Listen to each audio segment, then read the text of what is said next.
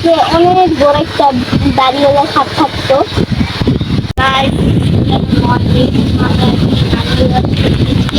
এখানে অনেক সুন্দর বাতাস, অনেক সুন্দর বাতাস, চারদিকে সবুজ ঘাস আর ঘাস, মাঠ ভরা ফসল। এখানে এখানে আবার পানি, এখানে মাছ চাষ করবে, এখানেও মাছ চাষ করবে জন্য পানি পানি নিয়ে যাচ্ছে, পানি নিচে ফেলছে।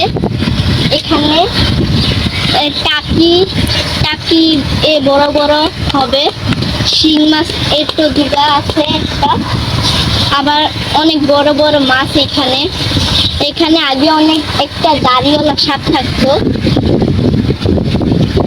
এই যে দেখতে পাচ্ছেন এই পুকুরে থাকতো, এই পুকুরে অনেক বড় একটা দাড়িওয়ালা সাপ থাকতো। আমরা শুনেছি এখানে একদিন কেউ মাছ ধরতে এসেছিল, সে মাছ ধরতে গিয়ে পিছনে পড়ে গিয়েছিল, তারপর দাড়িওয়ালা সাপ তাকে উঠিয়ে দিয়েছে। আমরা এখন নানিদের বাসায় এসেছি। এখানে কিন্তু অনেক বাতাস আর বাতাসের কারণে দেখেন এটা কিন্তু ধরে রাখা যাইতেছে না, বাতাস উপরে নিয়ে যাইতেছে।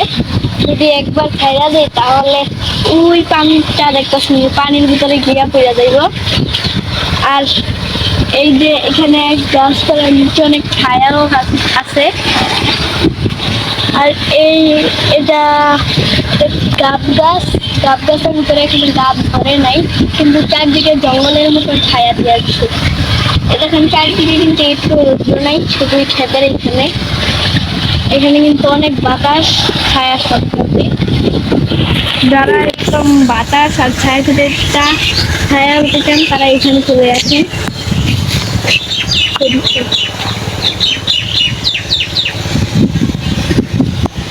এই দেখেন এখানে একজন একটু আগে এত বড় একটা শিং মাছ লেগেছিল, ধরার জন্য নেমেছিল কিন্তু ধরতে পারে নাই, পানি আসতে সেখানে পালায় গেছে।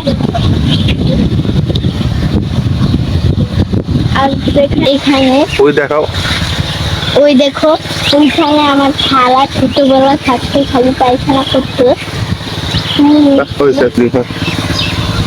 আর বাংলাদেশে কিন্তু এখন 40 ডিগ্রির উপরে তাপমাত্রা। আর যারা এই ছায়াযুক্ত বাতাসের মধ্যে আসতে চান তারা তাড়াতাড়ি চলে আসেন। আর হে পলি, হে রাইসা, হে সুরমিলা, হে আফরিন, তাড়াতাড়ি বাতাস খেতে চাইলে এখানে চলে এসো। যারা আসতে চান তারা তাড়াতাড়ি চলে আসেন। আর এখানে আমি একটা ভুতুরে কথা বলবো।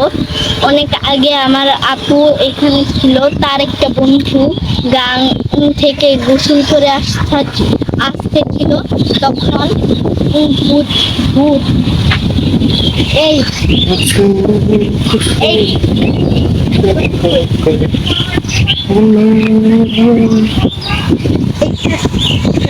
এখানে করলাম। আমি একটা কথা বলবো, আপনারা ডরাবেন না। এইখানে আমার আপু ছোট থাকতে বন্ধু গোসল করে আসতেছিল, তখন এইখানে ভূত করলাম আমার আপুর রূপ ধরে আমার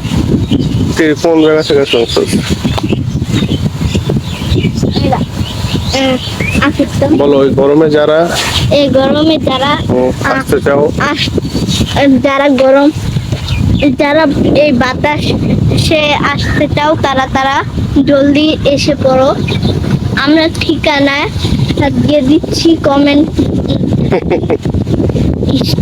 আপনারা সবাই দেখে এই সুন্দর বাতাসের, এই সবুজ মাঠ ভরা ধান, এগুলো এখানে আসতে চাইলে তাহলে সবাই